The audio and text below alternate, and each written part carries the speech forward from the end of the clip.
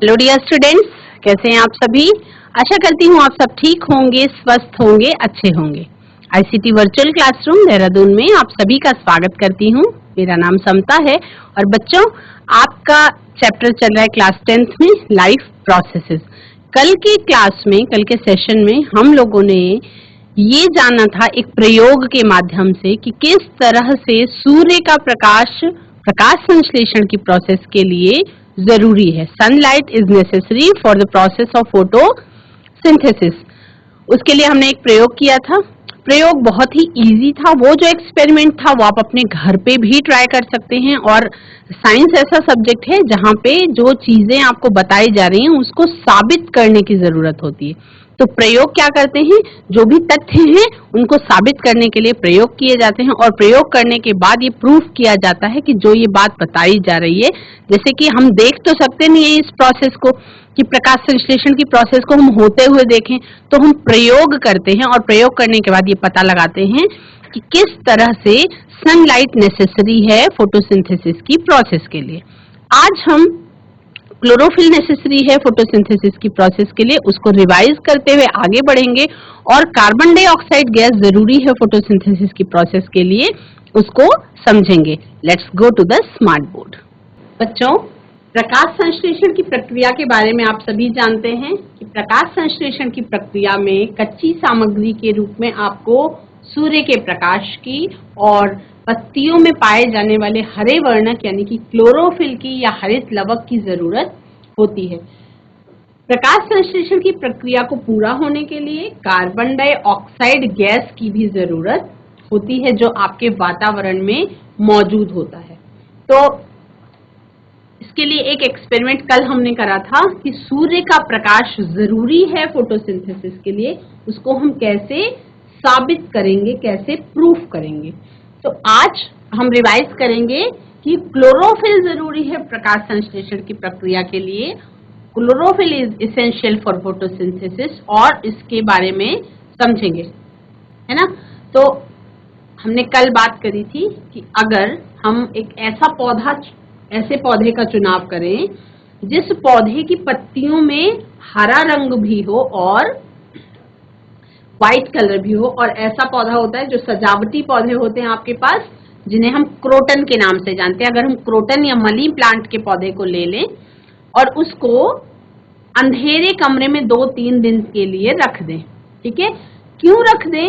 इसलिए क्योंकि ये एंश्योर करने के लिए कि उनके पास जितना भी पहले से रिजर्व फूड मटेरियल है, स्टार्च है, वो यूज हो चुका होगा।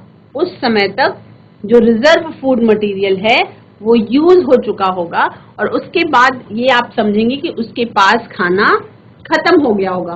तो अब उसको क्या जरूरत है? अब उसको नया खाना बनाने की अपने लिए जरूरत है, यानी कि अब उसको फोटोसिंथेसिस की प्रोसेस करनी पड़ेगी, क्योंकि उसके पास जो भी फूड था, रिजर्व फूड था, स्टोर्ड फूड था स्टार्च के रूप में, वो खत्म हो चुका है। क्योंकि जब 2-3 दिन वो अंधेरे कमरे में रखा हुआ था तो अंधेरे कमरे में फोटोसिंथेसिस की प्रोसेस नहीं हो पा रही थी। तो खाना इस्तेमाल तो हो रहा था पौधे के द्वारा, लेकिन खाना पौधे में बन नहीं रहा था, ठीक है। जो कार्बोहाइड्रेट की सिंथेसिस होनी थी, यानी कि जो भोजन निर्माण की प्रक्रिया होनी थी पौधे में, वो उस समय पे नहीं हो रही थी, ठीक है। तो इतना करने के बाद तो इस प्रक्रिया में बच्चों हम लोगों ने देखा कि एक हमने पॉटेड प्लांट लिया क्रोटन का। क्रोटन जो कि सजावटी पौधे का एक वैरायटी है जिसमें पत्तियां जो होती हैं वो चित्तेदार होती हैं, कहीं कहीं हरी होती हैं, कहीं कहीं सफेद होती हैं, मतलब मिला जुला रंग उसमें होता है। क्रोटन के सजावटी पौधे के बारे में सभी बच्चों को पता होगा। सजावटी पौधे के रूप में इसका बहुत इस्तेमाल किया जाता है और इस पौधे में फ्लावर्स नहीं होते हैं, पत्तियां ही पत्तियां होती हैं। सजावटी पौधे के रूप में इसको हम यूज करते हैं। तो हम ये साबित करने के लिए कि प्रकाश संश्लेषण की प्रक्रिया के लिए क्लोरोफिल का होना नेसेसरी है, यानी हरित लवक की उपस्थिति के बिना प्रकाश संश्लेषण की प्रक्रिया नहीं हो सकती है, इसको साबित करने के लिए हमने इस क्रोटन के प्लांट का चुनाव किया। ठीक है। तो अब इस प्रक्रिया को हम कैसे करेंगे, मैं चाहती हूं कि सभी बच्चे घर में ये एक्सपेरिमेंट्स इजीली देखिए। प्रकाश संश्लेषण जैसे क्लास 10th के बच्चे हैं तो छोटे बच्चों के लिए ये मतलब रटने वाला कठिन सा टॉपिक हो जाता है, बच्चों को प्रॉपर समझ में नहीं आता, या अगर समझ में आ भी जाए वो रट भी ले अच्छे से तो एग्जाम के टाइम पे वो भूल जाते हैं। और जब भूल जाते हैं, उन्होंने 10 लाइन का आंसर था, 10 लाइन में से एक लाइन शुरुआत का एक शब्द वो भूले और पूरा का पूरा टॉपिक का आंसर उनको भूल जाता है। तो उसको याद रखने का तरीका क्या है? याद रखने का तरीका ये होता है कि किसी भी, जैसे अगर हम एग्जाम्पल के तौर पे बात करें बच्चों, उदाहरण के तौर पे बात करें, तो अगर आपने YouTube में शाही पनीर बनाना सीखा है ना, और उसको अपने किचन में बना करके ट्राई नहीं किया है, तो क्या होगा? आपको याद नहीं रहेगा। लेकिन अगर आप उसको एक दो बार अपने किचन में बना के ट्राई करेंगे तो आपको वो रेसिपी याद रहती है। ठीक उसी तरीके से अगर हम प्रकाश संश्लेषण को रटने के बजाय प्रकाश संश्लेषण को समझने की कोशिश करें इन प्रयोगों के माध्यम से, तो प्रकाश संश्लेषण की जो प्रक्रिया है, फोटोसिंथेसिस की जो प्रोसेस है, वो आपको कभी भी भूलेगी नहीं। और इन प्रयोगों के द्वारा आपको कच्ची सामग्री भी याद रहेगी कि कौन कौन सी कच्ची सामग्री की इसमें जरूरत होती है, कैसे कैसे ये प्रोसेस होती है, और पौधे अपना ये काम कैसे करते हैं। ठीक है, तो इसमें आपको इस वाले प्रयोग में क्लोरोफिल की प्रेजेंस जरूरी है फोटोसिंथेसिस की प्रोसेस के लिए, उसको प्रूफ करना है। तो कैसे प्रूफ करेंगे? हमने एक क्रोटन का सजावटी प्लांट लिया। क्रोटन के सजावटी प्लांट में जो पत्तियां होती हैं उसमें थोड़ी थोड़ी जगहों पे आप यहाँ पे देख सकते हैं, आप यहाँ पे देख सकते हैं, ये जो पत्तियां हैं ये पत्तियां चित्तेदार होती हैं, यानी कि इन पत्तियों में कहीं कहीं हरित लवक मौजूद है। जहां पे पत्तियां ग्रीन कलर की दिखाई पड़ रही हैं और जहां पे पत्तियां ग्रीन कलर की नहीं है वहां पे क्लोरोफिल की प्रेजेंस नहीं है, इतना आपको पता है। तो अब हम ये साबित कैसे करें कि क्लोरोफिल नहीं होगा तो पत्तियों में खाना नहीं बनेगा? इस प्रोसेस को साबित करने के लिए हमने क्या करा, एक सजावटी पौधे जो होते हैं क्रोटन प्लांट का चुनाव किया। क्रोटन प्लांट का चुनाव करने के बाद उसको हमने 2-3 दिन के लिए उठा करके अंधेरे कमरे में रख दिया। अंधेरे कमरे में मतलब अंधेरा इतना कि जहां पे प्रकाश संश्लेषण की प्रोसेस ना हो सके, वहां पे फोटोसिंथेसिस की प्रोसेस नहीं हो पा रही, अंधेरे कमरे में रख दिया जहां पे डायरेक्ट और इनडायरेक्ट दोनों ही तरीके से लाइट नहीं पहुंच पा रही है। ठीक है, उसके बाद वो क्यों रखा हमने? ताकि उसके अंदर जो रिजर्व फूड मटेरियल है उसको पौधा 2-3 दिनों में कंज्यूम कर लेगा, और फोटोसिंथेसिस की प्रोसेस नई नहीं हुई इसलिए उसमें नया खाना कोई भी बना नहीं होगा। तो हम ये समझेंगे कि हमने उस पौधे के अंदर का जो फूड मटेरियल है उसको हमने यूज करवा दिया पौधे के द्वारा, यानी कि वो खत्म हो चुका है। अब जब खाना खत्म हो गया तो क्या होगा? खाना बनाने की जरूरत होगी। अब आएगी जरूरत फोटोसिंथेसिस की पौधे को जिंदा रहने के लिए। ठीक है, तब हम क्या करेंगे, उस पौधे को निकाल करके सनलाइट में रख देंगे। जो हमने क्रोटन प्लांट का चुनाव किया है उस क्रोटन पॉटेड प्लांट को हम सनलाइट में रख देंगे। किस काम के लिए? वहां पे फोटोसिंथेसिस की, हम ये मानते हैं, मतलब हम ये पढ़ते हैं, है ना, हमने ये साबित नहीं किया, मतलब आप सभी ने इस एक्सपेरिमेंट से साबित नहीं किया कि हरित लवक की जरूरत होती है, लेकिन आपने पढ़ा है अपनी किताब में कि हरित लवक कच्ची सामग्री के रूप में प्रकाश संश्लेषण की प्रक्रिया में इस्तेमाल होता है। तो हम उसको साबित कैसे करेंगे? आपको कैसे जीवन भर ये चीज याद रहेगी कि अगर क्लोरोफिल नहीं होगा तो फोटोसिंथेसिस की प्रोसेस नहीं हो पाएगी? इसको लाइफ टाइम याद रखने के लिए आपको क्या करना होगा, इसी एक्सपेरिमेंट का अपने घर में सभी बच्चे कर सकते हैं बहुत इजीली। पौधे को हम जब सनलाइट में रखेंगे तो लगभग एक दिन के लिए, मतलब 6-7 घंटों के लिए, जितनी देर धूप होती है 6-7 घंटों के लिए हम उसको क्या करेंगे, सूर्य के प्रकाश में छोड़ देंगे। किसको? पॉटेड क्रोटन प्लांट को, जिसको हमने 2-3 दिन के लिए अंधेरे कमरे में रखा था, उसको हम 1 दिन के लिए प्रकाश संश्लेषण की प्रक्रिया के लिए उसको हम 6-7 घंटे के लिए सूर्य की रोशनी में या सनलाइट में रख देंगे। अब हम ये मानते हैं, हमारी किताबों में ये लिखा हुआ है कि जब कोई भी हरा पेड़ पौधा होता है वो जब सनलाइट में होता है तो वो फोटोसिंथेसिस की प्रोसेस करता है। तो हमने ये मान लिया कि फोटोसिंथेसिस की प्रोसेस हो चुकी है, ठीक है। अब उसको हम साबित कैसे करेंगे, प्रूफ कैसे करेंगे? जैसे मैथ्स में आप किसी चीज को मान करके अंदाजा लगाते हैं और बाद में उसको प्रूफ करते हैं, हेंस प्रूव्ड करते हैं, उसी तरह से हम इसमें भी प्रूफ करेंगे कि अगर क्लोरोफिल नहीं होगा तो फोटोसिंथेसिस की प्रोसेस यानी कि भोजन निर्माण की प्रक्रिया उस पौधे के उस भाग में नहीं होगी, ठीक है। तो जब आपने जान लिया कि 6-7 घंटे के लिए पौधा धूप में था, उसमें फोटोसिंथेसिस की प्रोसेस हुई होगी, ठीक है। उसके बाद हम क्या करेंगे, उनमें में से एक पत्ती को तोड़ लेंगे। उस पत्ती को तोड़ने के बाद हम वहां पे उस पत्ती के ऊपर पेन से या किसी चीज से निशान ट्रेस कर लेंगे, या किसी पेपर की शीट पे उसको ट्रेस कर लेंगे कि किस किस जगह पे पत्ती का रंग हरा है, क्योंकि क्रोटन की जो पत्ती होती है वो कैसी होती है, चित्तीदार होती है। तो हम उस पार्ट को ट्रेस करेंगे जहां जहां पे पत्ती हरे रंग की है। उसके बाद हम क्या करेंगे, डीकलराइज करेंगे लीफ को। लीफ को डीकलराइज करने के लिए हमें किस चीज की जरूरत होगी, हमें लीफ को डीकलराइज करने के लिए अल्कोहल की जरूरत होगी, ठीक है। अल्कोहल की यूज करके हम पत्ती को डीकलराइज कर देंगे, यानी कि जब हम पत्ती को अल्कोहल में डिप करेंगे तो उसका जो पिगमेंट है, केवल ग्रीन कलर वाला जो पिगमेंट है वो अलग हो जाएगा। और उसके बाद हम उसको क्या करेंगे, उसको हम आयोडीन के डाइल्यूट सॉल्यूशन में डालेंगे। और क्या टेस्ट करने के लिए, यही टेस्ट करने के लिए कि वहां पे फोटोसिंथेसिस की प्रोसेस हुई है या नहीं हुई है। तो जो डीकलराइज लीफ है उसको हम डाइल्यूट सॉल्यूशन में डालेंगे आयोडीन के, कुछ मिनटों के लिए ही डालेंगे। उसके बाद इस लीफ को हम फिर पानी से धुलेंगे और कंपेयर करेंगे with the tracing of the leaf done earlier.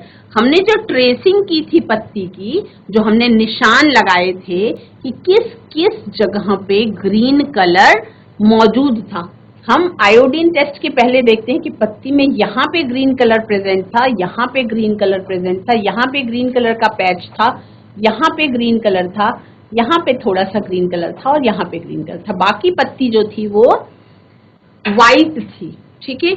उसके बाद हमने क्या देखा कि जहां जहां पे ग्रीन कलर था, जब हमने उसको डीकलराइज करने के बाद आयोडीन सॉल्यूशन में डाला तो हमने देखा कि जहां जहां पे पत्ती में ग्रीन कलर था वहां वहां पे पत्ती जो है ब्लू ब्लैक कलर में टर्न हो गई थी, यानी कि वहां पे कुछ नीला काला सा रंग चढ़ गया था। अब वो नीला काला सा रंग क्यों चढ़ गया था, इसको सोचने की जरूरत है। नीला काला रंग इसलिए चढ़ गया था क्योंकि वहां पे स्टार्च बन गया था और स्टार्च स्टोर हो चुका था फूड के रूप में। और वो कब होता है, जब प्रकाश संश्लेषण की प्रक्रिया होती है। तो केवल उसी पार्ट में ब्लू ब्लैक कलर आया जिस पार्ट में पत्ती का रंग हरा था। तो अब जब लीफ को हमने अल्कोहल के साथ ट्रीट किया तो ग्रीन कलर उसने छोड़ दिया, यानी कि क्लोरोफिल पिगमेंट जो था वो उसका अलग हो गया। अब ब्लू ब्लैक कलर जो है वो केवल स्टार्च की प्रेजेंस में ही आता है अगर आयोडीन से ट्रीटमेंट किया जाए। तो जब लीफ में ग्रीन कलर के जो पार्ट थे उसमें क्लोरोफिल प्रेजेंट था, ठीक है, therefore only these part could photosynthesize. और इसीलिए केवल वही पत्ती का भाग प्रकाश संश्लेषण की प्रक्रिया कर सकता था जिस पार्ट में क्लोरोफिल प्रेजेंट था। इसलिए जब हमने पत्ती को डीकलराइज करके क्लोरोफिल को आउट कर दिया, उसके बाद हमने जब उस पे आयोडीन सॉल्यूशन में डाल करके टेस्ट किया तो उस पत्ती का केवल वो भाग ब्लू ब्लैक कलर टर्न हो गया जिस भाग में खाना बना था, यानी कि जिस जिस भाग में क्लोरोफिल प्रेजेंट था। तो इस एक्सपेरिमेंट से क्या साबित होता है? इस एक्सपेरिमेंट से ये साबित होता है कि यदि प्रकाश संश्लेषण की प्रक्रिया यानी कि भोजन निर्माण की प्रक्रिया पौधों में हो रही है तो उसके लिए क्लोरोफिल का होना जरूरी है। The green parts of a variated leaf contain chlorophyll. Therefore, only these parts could photosynthesize and manufacture food. Thus, the change in color was observed only in these parts. केवल उन्हीं parts में color change आया blue black जिन parts में photosynthesis की process हुई थी। तो हमने प्रयोग के माध्यम से दो चीजें साबित कर ली। एक तो ये कि प्रकाश संश्लेषण की प्रक्रिया के लिए, जैसा कि आप नाम से ही जान पा रहे हैं, फोटोसिंथेसिस या प्रकाश संश्लेषण की प्रक्रिया के लिए सनलाइट का होना नेसेसरी है और क्लोरोफिल का होना भी नेसेसरी है। अब हम तीसरा एक्सपेरिमेंट देखेंगे और इसमें हम देखेंगे कि फोटोसिंथेसिस की प्रोसेस के लिए क्लोरोफिल का होना और सनलाइट के होने के साथ साथ कार्बन डाइऑक्साइड का होना भी जरूरी है।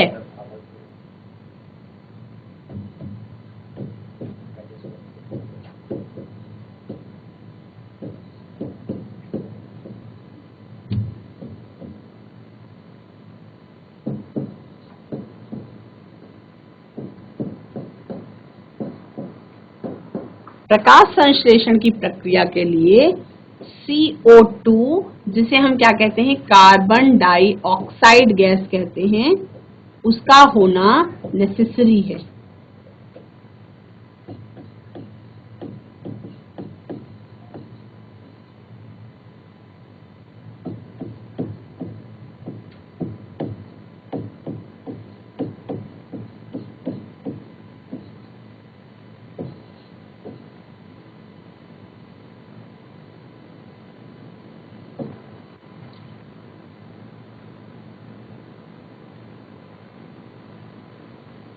अब ये आपका कौन सा प्रयोग मैं बता रही हूँ, ये सारे प्रयोग ऐसे हैं बच्चों जो आप अपने घर में भी इजीली कर सकते हैं। अपने स्कूल में आप अपने टीचर को बोल सकते हैं कि सर हमें ये वाला एक्सपेरिमेंट करा के दिखाइए। बहुत इजी एक्सपेरिमेंट्स हैं, वो आपको करवा के भी दिखा देंगे। आप अपने घर में भी इसको ट्राई कर सकते हैं, है ना।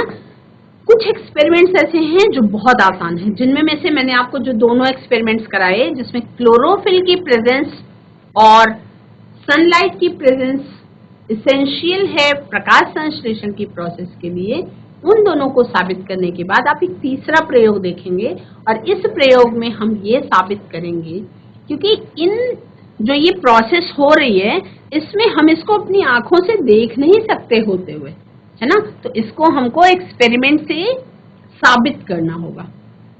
हम एक्सपेरिमेंट से साबित करेंगे कि क्यों प्रकाश संश्लेषण की प्रोसेस के लिए कार्बन डाइऑक्साइड का होना, सनलाइट का होना, क्लोरोफिल का होना नेसेसरी है। तो इस प्रक्रिया के लिए हम 2 बेल जार लेंगे, 2 हेल्दी पॉटेड प्लांट्स लेंगे लगभग सेम साइज के, और उनको हम लेबल जरूर कर देंगे, लेबल A और B लेबल करेंगे। इसको हम वही पुरानी प्रोसेस अपनाएंगे, 2-3 दिन के लिए इसको हम डार्क रूम में रखेंगे। सभी बच्चे सुन पा रहे हैं, इन एक्सपेरिमेंट्स को समझ पा रहे हैं। हम 2 पॉटेड प्लांट लेंगे, 2 पॉटेड प्लांट को सेम साइज का ही लेंगे जैसा कि आपको स्क्रीन में दिखाई पड़ रहा है। हम A प्लांट लेंगे और हम B प्लांट लेंगे। पॉटेड प्लांट है, एक ही साइज के हैं, एक जैसे हैं।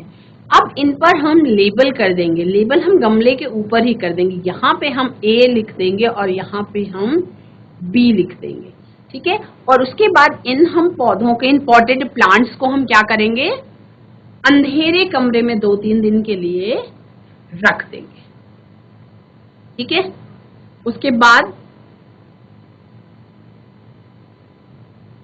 हम इन पॉटेड प्लांट्स पे क्या करेंगे, select 2 healthy potted plants of nearly the same size and label them A and B। हम 2 स्वस्थ पौधों का चुनाव करेंगे जो लगभग सेम साइज के होंगे और उनको हम लेबलिंग कर देंगे, A और B पॉट्स पे लिख देंगे। उसके बाद place them in a dark room for 2 to 3 days, और उसके बाद हम उसको 2 से 3 दिनों के लिए किसी अंधेरे कमरे में रख देंगे जहां पे डायरेक्ट या इनडायरेक्टली सनलाइट नहीं पहुंच रही होगी, यानी कि हम ये मान लेंगे कि वहां पे प्रकाश संश्लेषण की प्रक्रिया नहीं हो पाएगी, ऐसी किसी जगह पे हम उसको रख देंगे। उसके बाद then place 2 glass plates under both the plants, और उसके बाद हम 2 ग्लास प्लेट्स को लेंगे और उनको हम पौधों के नीचे रख देंगे। Place a watch glass containing potassium hydroxide beside pot A। Potassium hydroxide जो होता है ये एक लाल दवाई के रूप में आपने सुना होगा, रेड कलर का सॉल्यूशन होता है। तो हम क्या करेंगे, हम इस तरह से बेल जार का यूज करेंगे। ये केवल आप समझने के लिए करें, ये शायद आप घर में करना इजी नहीं होगा क्योंकि आप बेल जार कहाँ से लाएंगे। कुछ ऐसा ग्लास जैसा मटेरियल अगर यूज मतलब आपके पास है तो आप कर सकते हैं, नहीं तो अलग से लाने की कहीं से जरूरत नहीं है। Place a watch glass containing potassium hydroxide beside pot A. आप पॉट ए के बगल में यहाँ पे इस वॉच ग्लास के अंदर पोटेशियम हाइड्रोक्साइड का थोड़ा सा सॉल्यूशन डाल देंगे। ठीक है, तो हमें क्या क्या चीजें चाहिए इस प्रैक्टिकल के लिए? हमें चाहिए पॉटेड प्लांट, 2 पॉटेड प्लांट की जरूरत है जो एक ही साइज के हैं। हमें चाहिए बेल जार, हमें चाहिए ग्लास प्लेट्स और हमें चाहिए पोटेशियम हाइड्रोक्साइड का सॉल्यूशन जिसको हम लाल दवाई के रूप में भी जानते हैं। पोटेशियम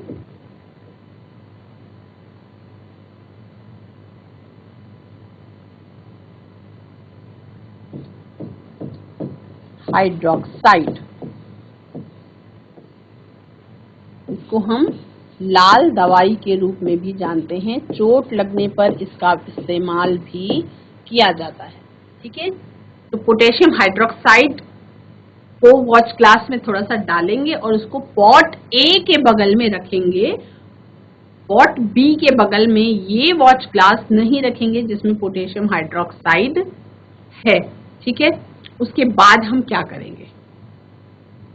उसके बाद cover both the plants by inverting separate bail jars over them, और उसके बाद हम उस पौधे को उल्टा करके बेल जार को उन दोनों पौधों के ऊपर रख देंगे, है ना।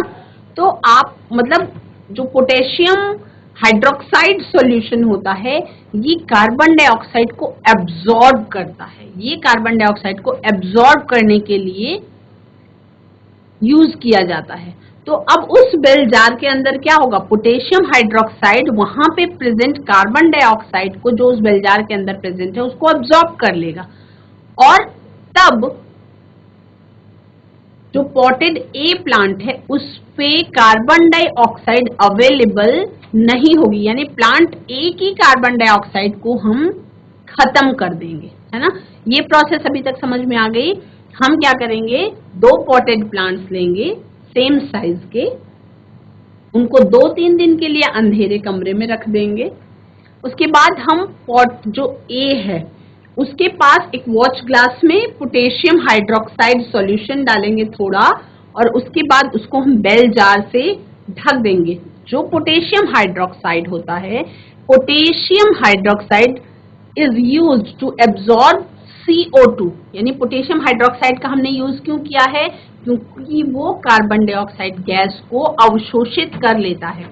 ठीक है, तो जब वो अवशोषित कर लेगा और बेल जार से कवर्ड है तो बेल जार के अंदर बाहर की कोई हवा नहीं जा पा रही है। ठीक है, बाहर की कोई हवा नहीं जा पा रही है और बेल जार के अंदर जो CO2 प्रेजेंट था वो एब्जॉर्ब कर लिया गया किसके द्वारा, पोटेशियम हाइड्रोक्साइड के द्वारा।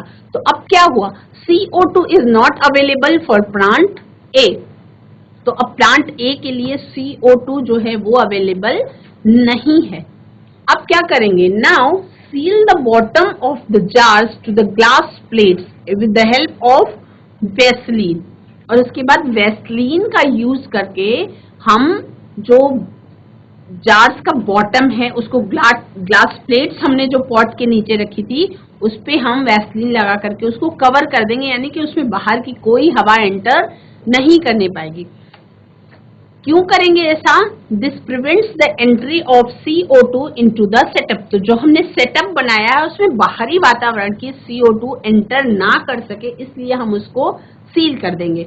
अब उसके बाद हम क्या करेंगे? Then place the plants under sunlight for 2 to 3 hours, यानी 2 ही 3 घंटे के लिए उसको हम सूर्य के प्रकाश में रखेंगे और उसके बाद टेस्ट करेंगे। हर एक दोनों पॉट से एक एक पत्ता ले लेंगे और उससे हम उसमें स्टार्च की प्रेजेंस को टेस्ट करेंगे। उस स्टार्च की प्रेजेंस को टेस्ट करने के लिए आपने जो सनलाइट की प्रेजेंस इसेंशियल है फोटोसिंथेसिस के लिए, उसमें आपने स्टार्च की प्रेजेंस को टेस्ट करने के लिए जो प्रक्रिया अपनाई, आपने जो क्लोरोफिल की प्रेजेंस को टेस्ट करने के लिए जो प्रक्रिया अपनाई, वही प्रक्रिया आप इस बार भी दोनों पौधों के पत्तों से करेंगे। Test 1 leaf each from both plants for the presence of starch using alcohol and iodine। Alcohol का यूज हम क्यों करेंगे? पत्ती को डीकलराइज करने के लिए करेंगे, जिससे क्लोरोफिल पिगमेंट वॉश आउट हो जाएगा और उसके बाद उसको हम आयोडीन सॉल्यूशन का यूज करेंगे, जिससे पत्ती के अंदर जहां जहां पे फोटोसिंथेसिस की प्रोसेस हुई थी वहां पे उस पत्ती का कलर ब्लू ब्लैक टर्न हो जाएगा। तो ये जो आपका स्टार्च की प्रेजेंस की एक्टिविटी है, as explain in the previous activity, मैंने आपको पिछली 2 प्रयोगों में वो प्रक्रिया समझा दी है। अब जब ये एक्टिविटी हम कर लेंगे तो हम क्या देखेंगे? It will be observed that plant B has a higher amount of starch as compared to plant A. तो हम क्या देखेंगे? हम ये देखेंगे कि प्लांट बी में स्टार्च की मात्रा ज्यादा है प्लांट ए की तुलना में। क्यों? क्योंकि प्लांट ए के पास हमने वॉच ग्लास में पोटेशियम हाइड्रोक्साइड का सॉल्यूशन प्लेस किया था और पोटेशियम हाइड्रोक्साइड क्या होता है?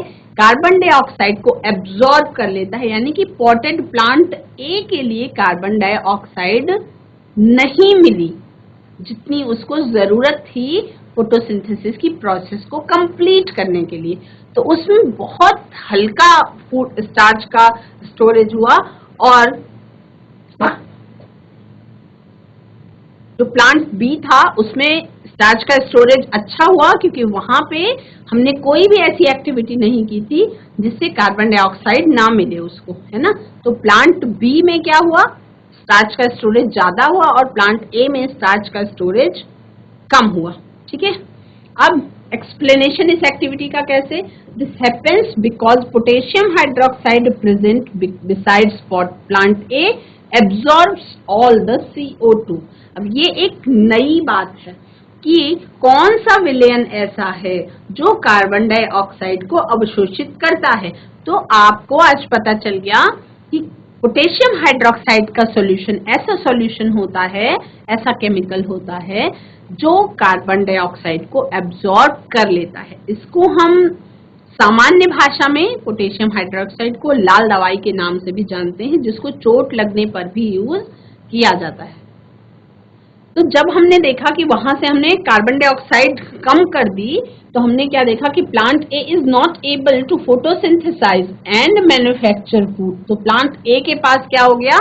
उसको हमने वहां पे पोटेशियम हाइड्रोक्साइड भी प्लेस कर दिया था और हमने उस बेल जार को वैसलीन से सील भी कर दिया था, यानी कि एक तो जो अंदर कार्बन डाइऑक्साइड थी वो खत्म कर दी और बाहर से कार्बन डाइऑक्साइड अंदर एंटर भी नहीं करने दी, अंदर ताजी हवा जाने भी नहीं दी जिसमें कार्बन डाइऑक्साइड प्रेजेंट रहा होगा। तो प्लांट ए में क्या हुआ? कार्बन डाइऑक्साइड की कमी के कारण ठीक तरीके से फोटोसिंथेसाइज नहीं कर पाया वो, इसलिए खाना भी वो प्रॉपर नहीं बना पाया। तो इसलिए the amount of starch present in plant B is higher than plant A. बच्चों, आई होप आपने आज जो प्रयोग समझा, इस प्रयोग को आपको आसानी से समझ में आया होगा। मैं कोशिश कर रही थी कि कनेक्ट हो पाऊं आप लोगों से, लेकिन ऐसा हो नहीं पाया। तो हम अगले सेशन में कोशिश करेंगे। हमने 3 प्रयोग के बारे में समझा कि फोटोसिंथेसिस प्रकाश संश्लेषण की प्रक्रिया में Carbon dioxide is essential for photosynthesis. Sunlight is essential for photosynthesis and chlorophyll is also essential for photosynthesis. यानी प्रकाश संश्लेषण की प्रक्रिया के लिए सूर्य के प्रकाश की, हरित लवक की और कार्बन डाइऑक्साइड की तीनों की प्रेजेंस का होना जरूरी है। अगर ये तीनों प्रचुर मात्रा में नहीं मिलते हैं तो जो पौधों के अंदर फोटोसिंथेसिस की प्रोसेस होती है, पौधा वो प्रक्रिया को अच्छी तरह से नहीं कर पाता है और भोजन उसका प्रचुर मात्रा में नहीं बन पाता। आज की क्लास में इतना ही। किस तरह से हम प्रयोगशाला में फोटोसिंथेसिस की प्रोसेस को ट्राई कर सकते हैं, कौन से प्रयोग से हम उसको कर सकते हैं, तो हाइड्रिला के पौधे के साथ ऐसा हम प्रयोग कर सकते हैं। इसमें हम अगले सेशन में इस बारे में बात करेंगे। आज की क्लास में इतना ही। Thank you so much. Have a nice day. Take care.